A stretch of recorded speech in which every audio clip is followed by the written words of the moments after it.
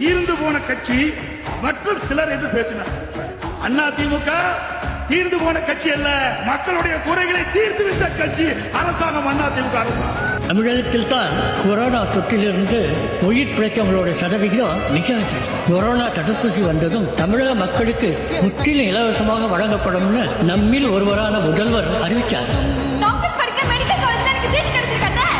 Doctor படிக்க ரொம்ப செலவாகுமே, அப்ப ஃபீஸுக்கு என்ன பண்றது? கவலையே வேணாம், அது நம்ம அரசாங்கமே பாத்துக்கோ. விவசாயிங்க கஷ்டம் தீர ஆயிரக்கணக்கான குளம் குட்டைகளை தூர்வாரி இருக்காங்க.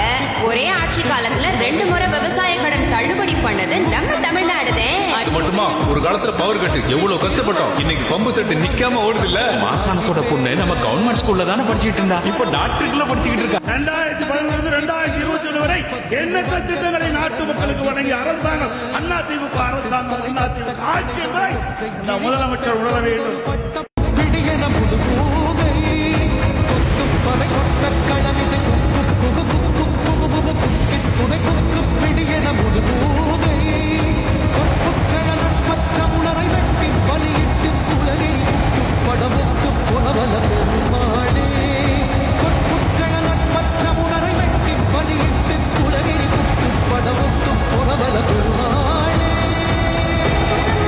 ஏதோ பதவி வந்துட்டது, தலைகால் புரியாம ஆடுறாங்க.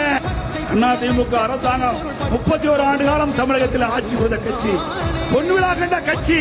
31 ஆண்டு காலம் ஆட்சி புரிந்த காரணத்தில்தான் இந்தியாவிலேயே தமிழ்நாடு உயர்ந்த நிலைக்கு வருவதற்கு காரணமாக இருந்த அரசாங்கம் அதிமுக அரசாங்கம். முதலமைச்சர் அவர்களே,